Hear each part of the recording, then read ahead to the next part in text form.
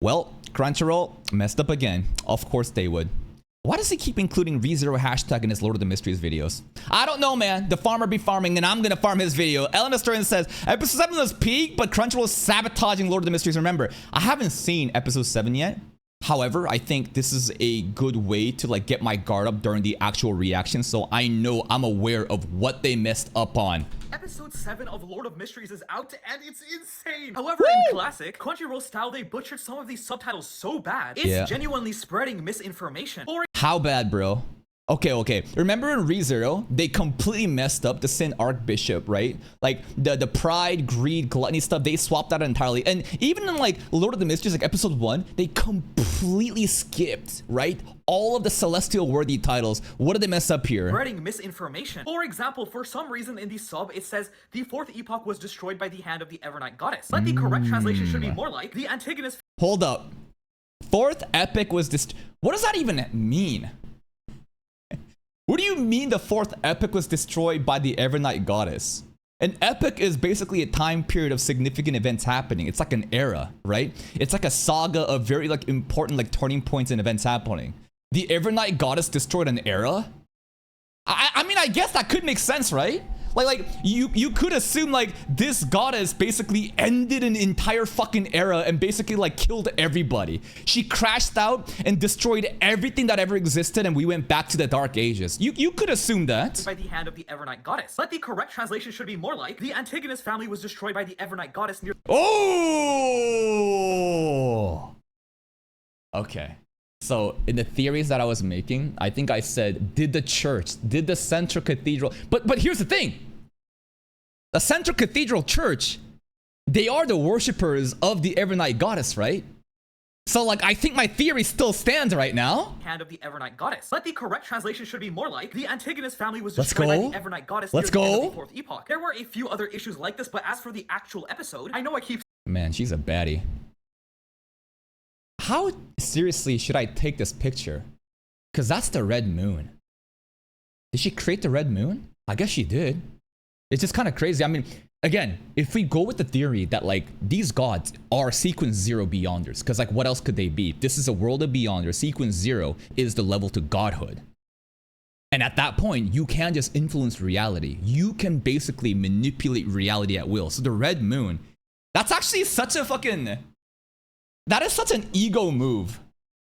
Dude, imagine being so egotistical, you like, you basically set a rule, like a red moon, and the entire fucking world is oppressed by the red moon. They don't even have to be worshippers of the fucking Evernight goddess. The entire fucking planet that we exist in every day for millennia, right?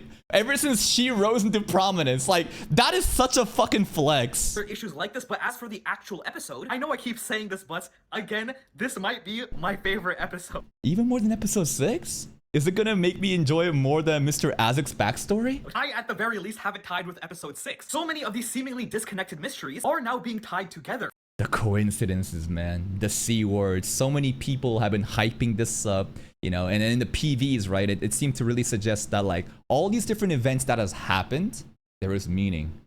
So, like, I try to do some due diligence and try to figure out, you know, what happened in the previous episodes, you know, in this week, just to be kind of ready, but, like, man, I hope I'm ready for this. I hope I'm ready for the episode so that I can hopefully pick out the coincidence that may have just gone over my head. Furthermore, in this episode, there are a ton of very subtle foreshadowing. Like, I'm talking about very simple hand gestures or the way certain characters react to information. All I'm gonna say is... I'm gonna have to just be schizo. Every little gesture, every little, like, a person moves a little bit like that, I'm like, ah! A little fucking mouse is in a bakery. In episode 1, Klein gets transmigrated, and we go to a bread store and buy bread. I see a rat in the background. That rat is a secret agent. That mouse is a beyonder. The mouse is a secret, like, beyond, I don't know. The Central Cathedral's in on it, bro. It's like the fucking pigeon bird theory. Did you know that people think that, like, pigeons, like, they're not real? They think that government, basically the Central Cathedral, the church, they're controlling the pigeons and observing the people. is once the season finishes, if you guys rewatch the anime, you will have your mind blown. Besides that, Crunchyroll has finally started to release the chibi shorts and Old Neil's mysticism classes. It's about fucking time, bro. Shout out to Merlin Sparrow for fucking translating that shit and putting it up there, even giving extra like spoiler warnings. Why are you doing this now, you lazy fucks? But for some reason, they're not bothering to translate the on-screen text, which kind of defeats. Again, go to Merlin Sparrow's channel instead. These lazy fucks. Like, what is? You can't even read it. The on-screen Neil will be able to explain what's going on, but you like,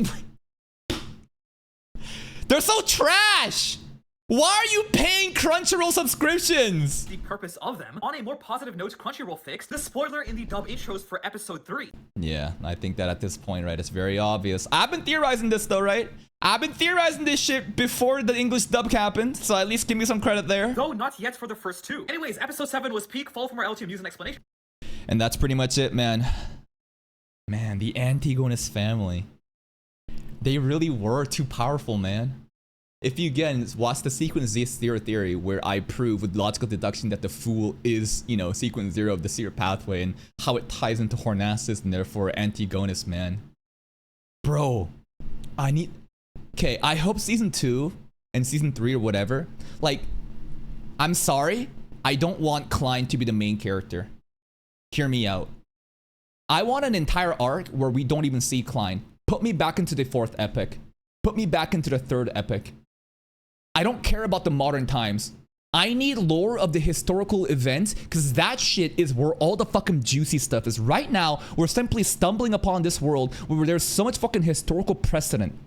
It's kind of like ReZero too. It's kind of like ReZero, where we see from the perspective of Natsuki Subaru just getting fucking transported to a different world, but we don't even know the events that led up to it.